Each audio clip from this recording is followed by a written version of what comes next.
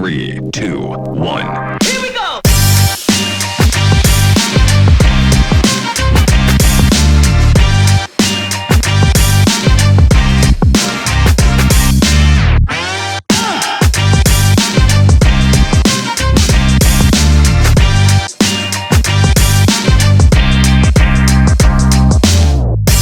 Welcome to In the Clutch. My name's Joe, I'm Joe.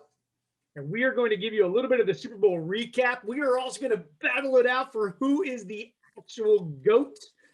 And then finally, we'll have our own 60 seconds of Joe. 60 seconds of Joe. All right, let's start with the Super Bowl. What were your thoughts?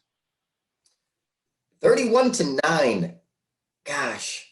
I thought that the offensive line was going to come into play, missing alignment, having to move guys around. I didn't think it was going to come into play as much as it was. I think I saw a stat that Patrick Mahomes ran for whatever the amount of yardage they added up was like the most in like history or something. Like the guy was just around. Almost 500 yards before being sacked or throwing the ball. Like insane. I thought the Buccaneers, Jared, they just had a great game plan. I mean, the Chiefs defense really looked like they didn't know what was going to come. There was a screen, a run, a pass. Like they had them on their toes the whole time. And once they got the lead, the Chiefs weren't able to really do anything. So I mean, I thought the Bucs had a great game plan. It was a sucky Super Bowl to watch. 100%. Diehard like Bucs fan. Like as a fan is neither one. It just wasn't fun to watch. I mean, I also do think, weirdly enough, first game in Patrick Mahomes' career that he hasn't thrown a touchdown, right? I think I came out of that game thinking he's better than I even thought he was, which is a weird thing to say. Right? Like some of those passes he was throwing, like bouncing off people's heads and stuff. Like, I'm like, how did you throw that ball accurately to that dude like that? There's the one where he's horizontal, parallel to the ground, throws it sidearm, and it hits the wide receiver, goes through the hands, and hits his helmet. Like, I think it was Darrell Williams. I think it was the halfback. Oh, yeah. Was it? Yeah, Darrell. Yeah. And then there was the one that Tyreek Hill down the left side that somehow gets it in there, and it goes through his hands and off his helmet. Then he had another one where he juked out the entire line and he got tackled and did like 2 360s and then somehow hung it to the corner. And the dude made a great diving catch. But I'm like, how did you? He's like just doing 360s. I'm like, how are you not being tackled right now? Yeah, I mean, I agree. It was a terrible Super Bowl to watch unless you're a TB fan. I'm just gonna lock it down to TB.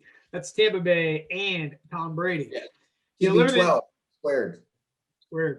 Well, we live in New England, and there are a bunch of Pats fans that have clearly jumped onto the Buccaneer bandwagon because their boy TB12 and Gronk ended up in Tampa Bay, and I think that's sad. Like that's a fair weather, just gross fan thing to do. Like if my guy left, like when Ken Griffey Jr. went to the Cincinnati Reds, I absolutely hated it. I did not root for the Reds. I didn't really root for Ken Griffey Jr. either. It actually turned out that my favorite Seattle Mariner of all time became Edgar Martinez because of that. Like Edgar Martinez is my guy. Edgar. But I mean, don't get me wrong, when Griffey came back, and I love Griffey, don't get me wrong, but when Griffey came back, it was different in 2007. I was like, you cheated on us though. You cheated on us for almost 9 years. And now Did you hate Randy Johnson too? Randy Johnson was traded away. It wasn't his request. Ken Griffey Jr. requested to go to the Reds specifically. He wanted to go home. It was either there or Tampa Bay. And so the Mariners were forced to trade him. It's like, Randy Johnson was a mid-season trade to Houston. So that wasn't anything that he had done. But Tom Brady could have re-signed with the Pats, and he didn't. Yes. Instead, he left. Went to Tampa Bay. Like if you're jumping ship and you're leaving, man, I'm not inviting you back. You're not coming back. I mean, you're not in my heart anymore. You're gone. I root for the name on the front of the jersey, not the name on the back. I hear that. I mean, but I can also understand Patriots fans just being really grateful the last 20 years and still rooting for them. I get that. Yeah, I get. Man, you just wrecked my entire argument in one sentence. Now I feel like a bad guy to Pats fans. That's right. I'll make it up to you, Pats fans. Trust me. Yeah. Here's the thing. Like, the Kansas City Chiefs did not establish a strong game plan. And I'm a huge Eric Bieniemy fan, the offensive coordinator of the Chiefs. I'm a huge fan. And the problem with what they did, with what they didn't establish a run. Like Clyde Edwards-Helaire had some really great runs, but they abandoned that run really early in the game. And I think that made them one-dimensional. And when you've got a pass rush like Tampa Bay exhibited on Sunday, that pass rush, I mean, you're basically saying, hey, let's go get them. They're not running the ball anymore. And even if they do, who cares? We know that they're going to be throwing it.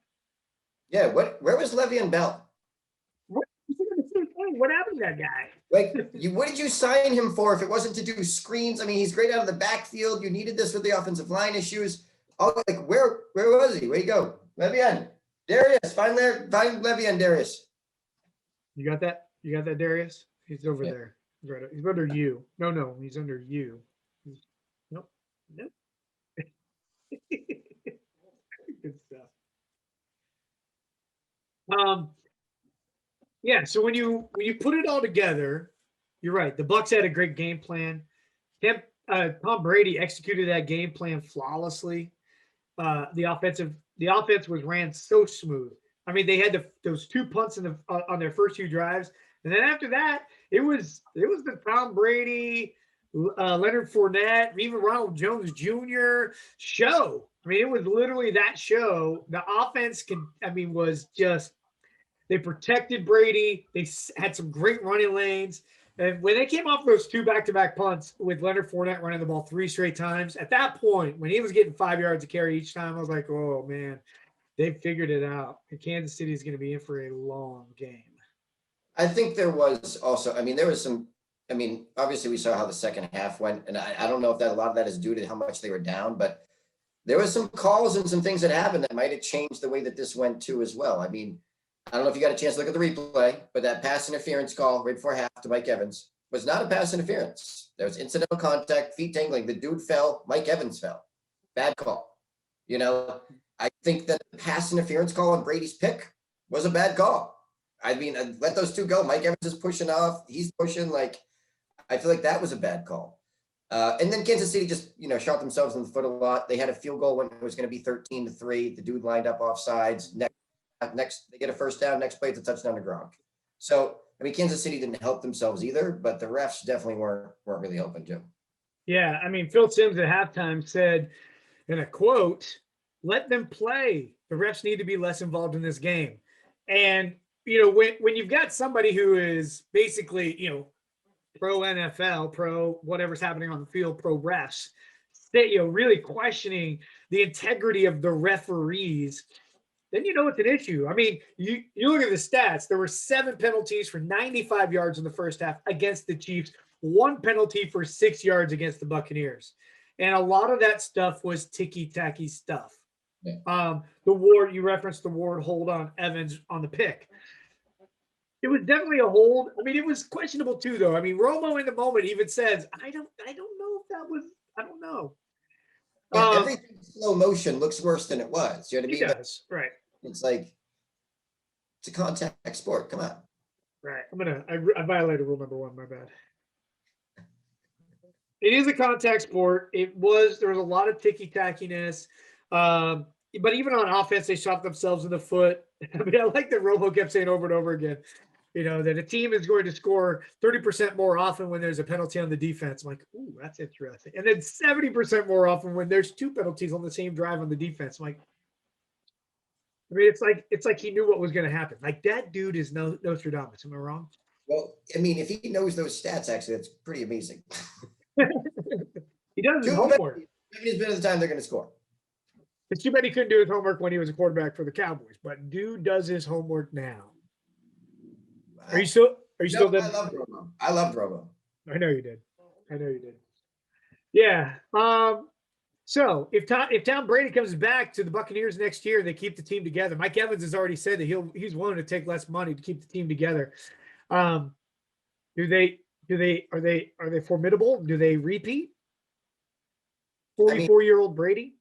you got to think so, right? I mean, it's the defense and all the weapons. I Right. mean, let's not get it twisted here for a second, right? Because I know this is going to be part of your debate, but Jameis Winston threw for 33 touchdowns, 5,100 yards last year.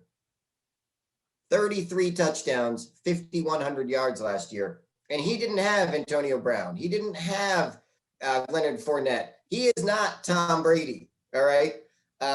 So the weapons that they add, the stuff he got to add on that team, he didn't have Gronkowski. I mean, that offense is, if they can keep all of that, that's any quarterback's wet dream. All right. Any quarterback's wet dream.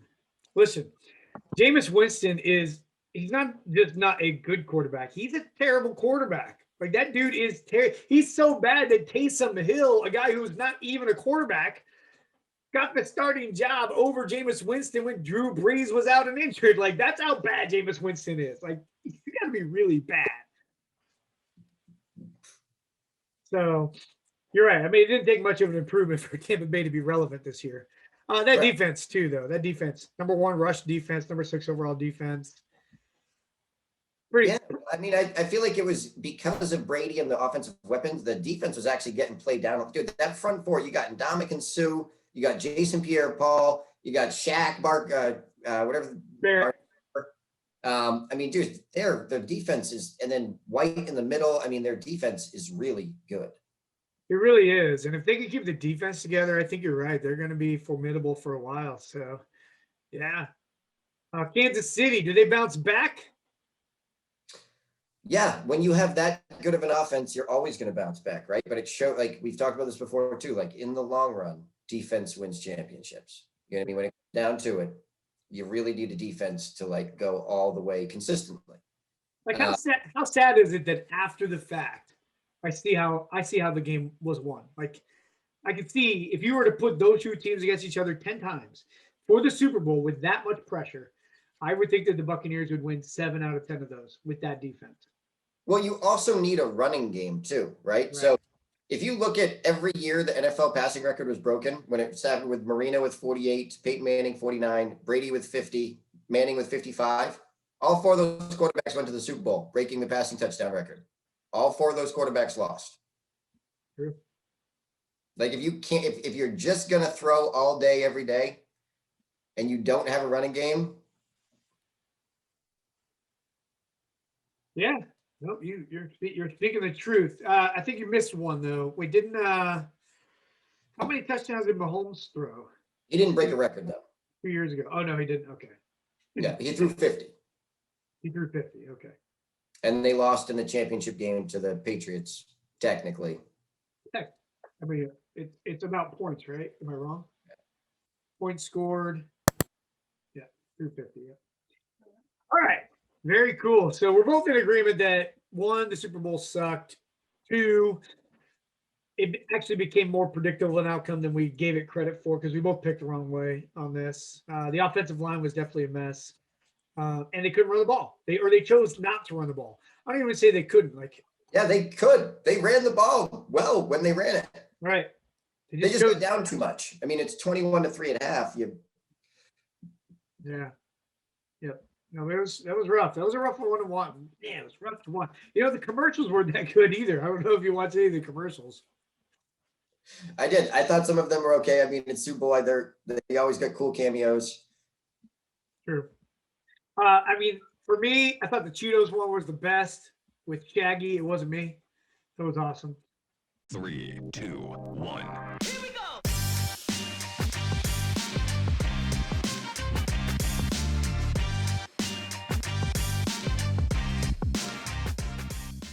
With So the cool thing too is, I mean, Tom Brady wins his 7th Super Bowl. Yeah. So I want to see what changes for you from 6 to 7 now. You know, what changes the 6th Super Bowl to the 7th Super Bowl now for you to feel like Tom Brady is the GOAT? All right, I guess we're going to get right into our conversation. Cue the music. Finger guns? No? Finger gun. Yeah. Is Tom Brady the GOAT? All right. Well, first of all, we have to establish what the GOAT is, right? Is the GOAT the most talented quarterback of all time? Is in this conversation? Is the GOAT the one with the best stats of all time? Is the GOAT the winningest quarterback of all time? Is the GOAT the one who's thrown for the most touchdowns of all time? Is the GOAT the best leader of all time? Like, what is the GOAT? Like, how do you establish who the GOAT is? So I think for me, it would be in this scenario, I have one game. I have one game to play against the greatest defense of all time, and I need to pick a quarterback to win. Okay, I think that's fair. Yeah. I mean, so you're going up against the greatest defense of all time. I mean, we'll just say the 85 Bears, greatest defense ever, or the 07 Ravens. Or the 2014 Seahawks. Like, we already have an exact example of that. 2014 Seattle Seahawks, number 1 in points, number 1 in yards against, number 1 in turnover ratio. And who did Seattle play in the Super Bowl in that one game? 2014. Yeah, I still don't think that was statistically the best defense ever. I'm pretty sure it's the 04 Ravens, followed by the 02 Bears, who was voted as the best team ever.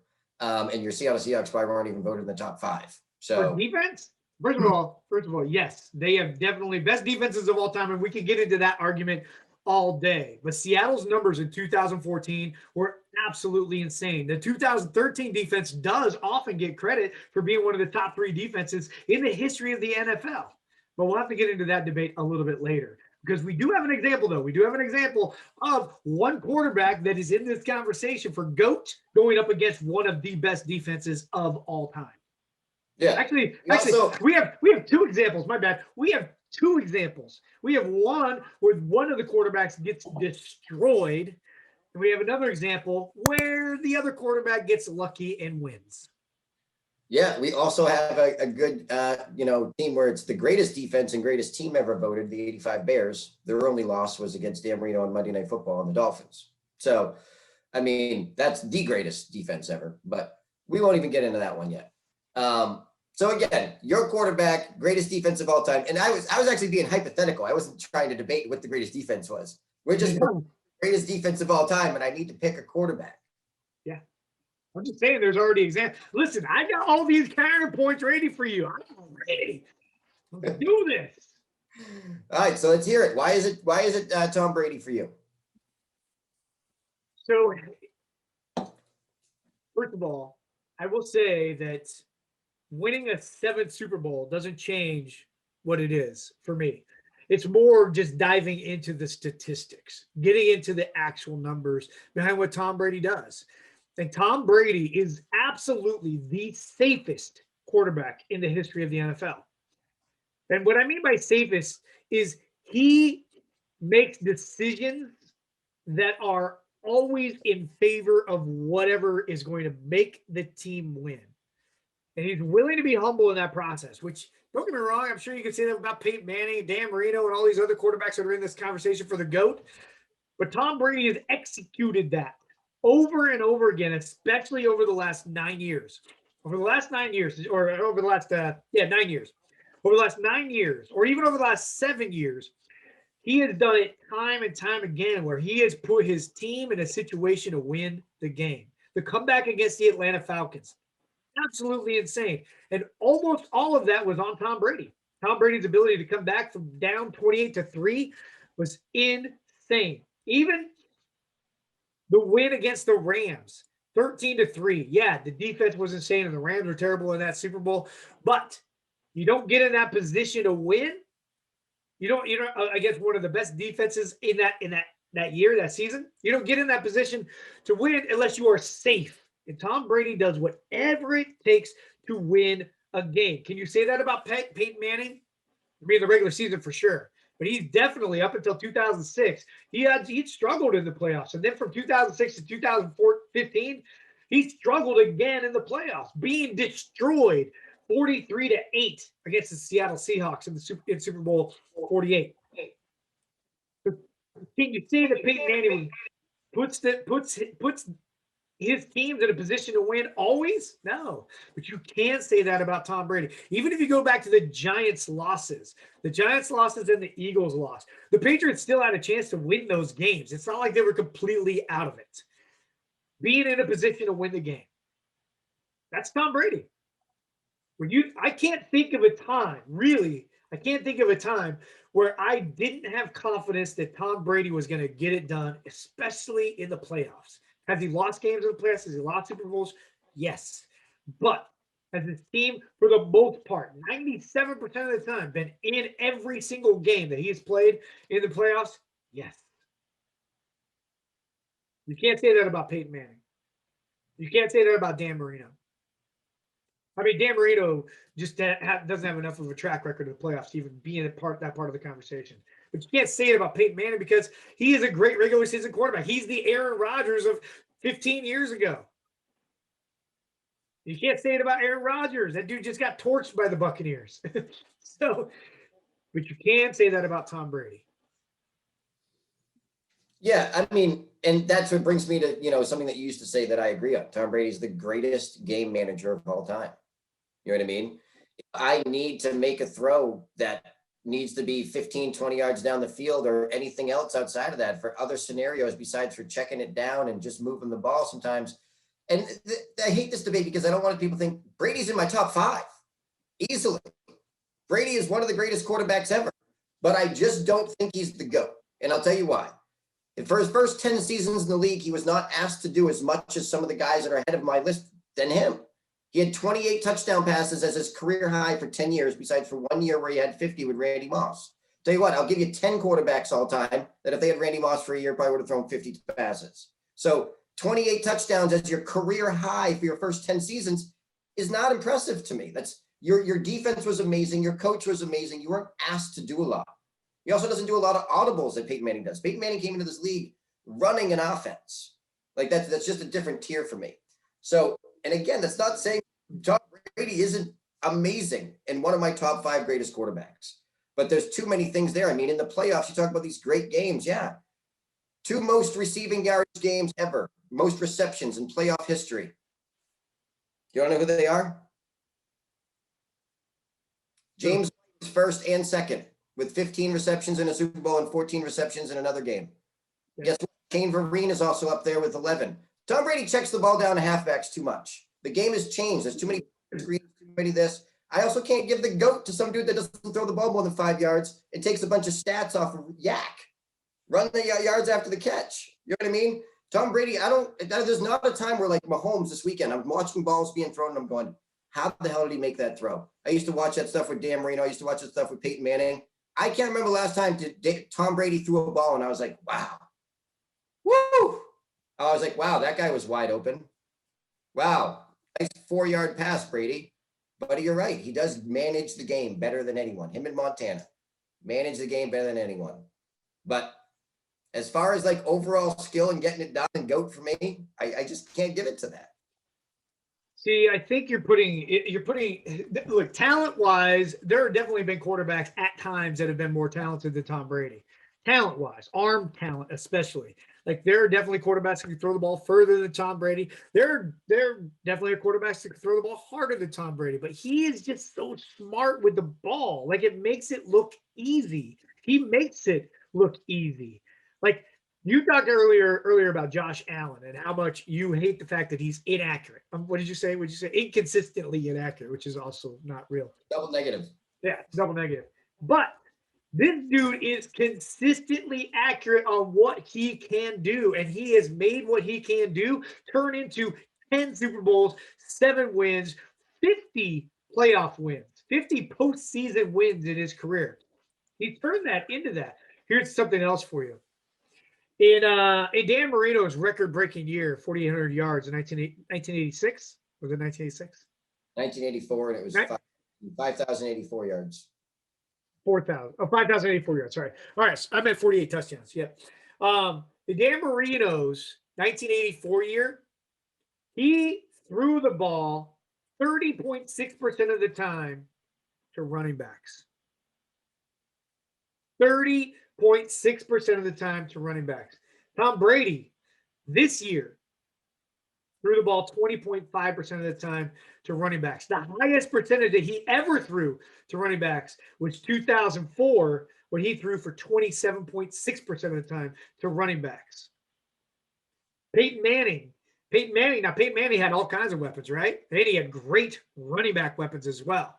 Peyton Manning's highest career year to running backs was 31.7%. That was in 2003. His lowest percent was actually the year that he when it went up against Seattle in the Super Bowl. And he was at 14.9% of the time to running backs. But Denver didn't really have great running backs either. So I don't know if that counts. Peyton Manning in 2006, when the Indianapolis Colts won the Super Bowl, 20.9% of the time to running backs. Listen, I don't think you're being fair. I think you're being biased about this running back check down situation, because Tom Brady doesn't, other than when he had James White, Shane Vereen, and Corey Dillon. Kevin Falk. Oh, Kevin Falk. But even then, I mean, his numbers, he's only one time been over 25% of the time to running backs. Otherwise, it's tight ends. I mean, obviously, he had years where it was just the double tight ends. But it was either the tight ends. I don't know who the leading receiver was in the Super Bowl, but I know their first 3 games in the playoffs, the leading receiver was Leonard Fournette, 2 out of 3. Catches. You're looking at total catches. And I just named 2 Super Bowls where James White was never mind the leading receiver, all-time record holder. So I don't know where you get your percentages from, but 15 and 14 receptions, that's insane. I changed it from talking about Super Bowls to talking about overall. We're talking about the GOAT. I'm talking about seasons, full season. I get that too. And one of the things too, we'll never know too, that I always hate is we talk about the Super Bowls. And I mean, what does it take to win a Super Bowl? It takes getting to the playoffs. It's a team. Is hard. It's hard to get to the playoffs. Tom Brady came into the league when they moved the Colts from the division, and he literally walked into the worst division in the history of football. I mean, your best competition in the last 20 years was Mark Sanchez, and they beat you a couple times, once in the playoffs. That was your best competition in 20 years. You literally just got a cakewalk to the playoffs every year, being the Patriots, because the Bills, Jets, and Dolphins were so bad since 1999. So bad. And then they took the Colts out of the division. So, I mean, you pretty much got a cakewalk to the playoffs, had a chance to win a Super Bowl every year because you're in the playoffs every year. Other teams had to fight. You have to fight to get there. Patriots, they just had it given to them for 20 years. It's not their problem that happened. But literally, the best quarterback in the last 20 years in the AFC East was Mark Sanchez. Try to find someone better. Jay Fiedler, anyone. And Mark Sanchez sucked. Right, he was terrible. I'm not saying that they didn't have a cakewalk to the playoffs, but they also had to get all the way through the playoffs to the Super Bowl. So, correct. Yeah. And 50 times Tom Brady did that. 50 wins in the postseason. The last thing that I have for Tom Brady is that he's a leader. Like, yes, you can bring up Spygate, Deflategate, and all that stupid stuff too. But the dude leads his team. You want a quarterback that's going to make the players around you better 100% of the time. And I'm not saying statistically, I'm just saying performance related, not statistics, just having the ability to catch balls, right? Having the ability to be in the right spot at the right time. And Tom Brady makes it, he drives this, he drives the bus when it comes to leading his teams. You can't say he did it and not get to 10 Super Bowls. Like, that's getting to 10 Super Bowls doesn't happen if you don't have good leadership. I think the leadership is important. I also think you're barking up the wrong tree here when you say making people better. I mean, literally, he walked on to one of the best teams in the NFL and then brought Gronk, Antonio Brown, and Leonard Fournette with him. Like, it was already stacked. I don't know if you made your team better or you just brought the better talent and the team was a super team. Like, I mean, I have no idea what your argument is there. Well, I'm just saying the leadership aspect. You're saying making people better. I'm not sure how much better he could have made the Bucs. I mean, better than what they did last year, right? You already said that Tom Brady having Tom Brady makes them better than they were last year. Antonio Brown, they added 2 Hall of Famers, and they added the 4th overall pick 4 years ago, Leonard Fournette. They did, yes, yeah. I mean, technically, Fournette was added before Brady came to the team, but yes. Yeah, 2 Hall of Famers and the 4th overall pick from 4 years ago. No. I'm not saying that they didn't have talent around them. Still, Tom Brady Tom Brady is the type that makes a team better. I mean, how many years did Tom Brady play with the Patriots complaining about not having enough receivers? Like, it was an ongoing. You live in New England. We heard about that all the time, especially leading up to acquiring Randy Moss, and then after Randy Moss left. Like, there were so many. Like, a great example of this, and don't get me wrong, I mean, this is going way back, but one of the Super Bowls that the Patriots won that Tom Brady did not get MVP, Deion Branch was the MVP. Deion Branch goes to Seattle, is terrible, comes back to New England, catches 900 yards. And Seattle had Matt Hasselbeck at the time, their second best quarterback in history. Wasn't that good? Matt Hasselbeck, he had some great seasons. I think they also made the playoffs at 7-9. Not with Matt Hasselbeck. No. No, he was retired long before that. Okay. Yeah, long before that. Yeah. So anyway, I mean, longevity. I feel like Tom Brady gets the longevity record as well too. Like, I feel like, I mean, the guy is obviously insane with his health and workouts. Because I mean, at 43 years old, he had one of his best seasons in 10 years. Again, the amount of talent on the team is insane. But I mean, let's talk about, when's Tom Brady going to retire? Give me a number. Because he can still manage a game. We don't need him to be 07 Brady, right? They just need him to manage a game. I mean, can he 5 more years, 48? But there was one play in the Super Bowl that really said to me, Tom Brady is not ready to retire. That was hitting a wide open Mike Evans over the middle. That ball flew 26 yards in the air. Mike Evans was flattened it out, and it ended up with a 31-yard catch. But that ball had so much zip on it. I was like, this guy probably, he's never going to die. Well, I mean, give me a number. When do you think Tom Brady retires? I don't know. 45 is what he said. I think he can play till he's 45. Like, that's what he said when he was 39. He's like, I'm playing till I'm 45. And I think he can do it. And I think he can do it effectively. Like, I don't see him having a Joe Montana great 1 year with the Chiefs. They go 10-6 and then falls off. I don't see him having like Peyton Manning. Yeah, Peyton Manning took him to the Super Bowl. Don't get me wrong, but the dude basically had to die with the neck stinger in order for that to happen. I don't see the fall off that Dan Marino had towards the end of his career, like 5 consecutive years where he didn't play 16 games. I don't see those things. I mean, the quarterbacks are protected nowadays. This is different. Guys, none of these guys survived in the 80s, period. Tom Brady baited. You were baited into that. You're welcome. Every time I bring up Dan Marino, bait. The word. Just the word Dan Marino. Or just right. The 80s. All you gotta do is bring up it's a different game. The bottom line is, back to the original question. If I'm in a situation where I'm in the Super Bowl and I'm up against the greatest defense of all time, I'm going to take Tom Brady. He has the track record. He has the resume that fits it. He has the leadership, and people want to play with him. Like, people want to play with and for him.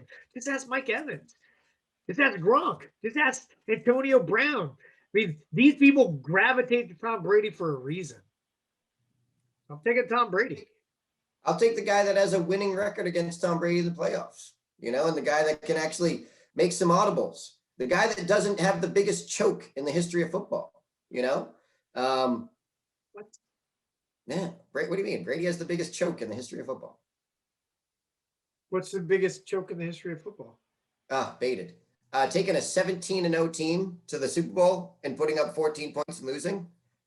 The greatest offense ever, and you couldn't win that Super Bowl. That is the greatest choke of all time. You scored 38 points against those Giants in week 17. You put up 14 in the Super Bowl. No one wants to talk about that because he's once made, but that is the greatest choke of all time. Nobody wants to talk about it, but Joe does because he's biased against Tom Brady because he hates Tom Brady. Don't be biased yourself. You're 17-0. You have the first chance to go undefeated. You have arguably the first greatest deep threat wide receiver, an amazing tight end, an amazing slot receiver, all the records, and you put up 14 points and lose to the Giants in the Super Bowl on the perfect season game. How is that not the greatest choke? It's a good joke. It's a good size joke. Greatest joke of all time, though, is definitely the Atlanta Falcons. And I doubt if you disagree with what I'm saying, please comment below. Because being up 28-3, the Falcons ran out of gas, and Tom Brady just absolutely torched them in the second half of that game to win. That's the greatest joke of all time. Like, you can't get any more chokier than that. I mean, literally leading up to that point, an NFL team that had a 20-point lead or greater in the third quarter had only lost one other time in the history of the NFL up to that point. Yeah. I mean, football is fun, though. Football is fun because any given Sunday, right? Any given Sunday, you never know what's going to happen. And this last Sunday, Tom Brady and the Tampa Bay Buccaneers, they got it done. Win number 7, Super Bowl wise, his 10th appearance in the Super Bowl. Tampa Bay's second Super Bowl. They get to join a lofty group of teams that have won multiple Super Bowls. So, congratulations, Tampa Bay. I will say it is a pretty cool stat now that Tom Brady has more Super Bowl rings than any team. That is a pretty cool stat, right? That is super cool. Not only that, Tom Brady has more Super Bowl rings than any other team. Tom Brady has more playoff postseason wins than all but 2 teams in the history of the NFL.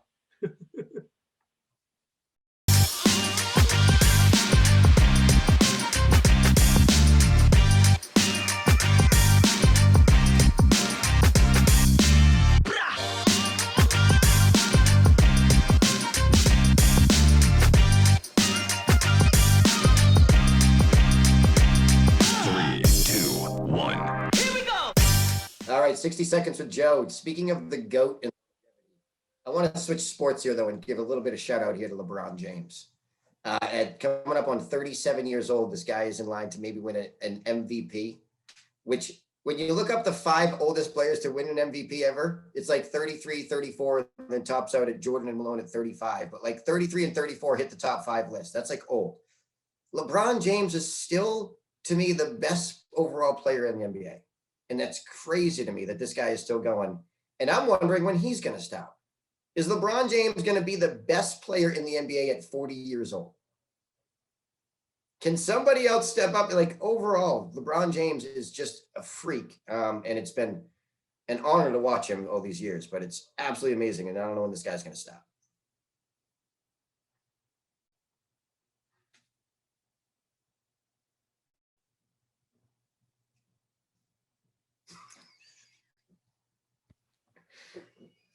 All right, good job. Only taking 50 seconds on your 60 seconds of Joe. Yeah, I get my own timer because I get nervous. I'm like, God, where am I at? I just use my phone, dude. I just use my phone. Yeah, see, I don't. I just go off of your eyes.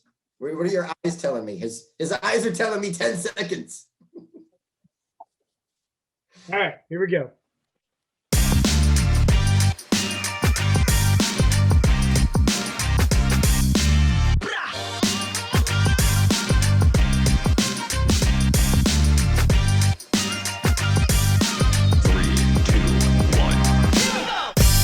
I want to talk about sports and the coronavirus.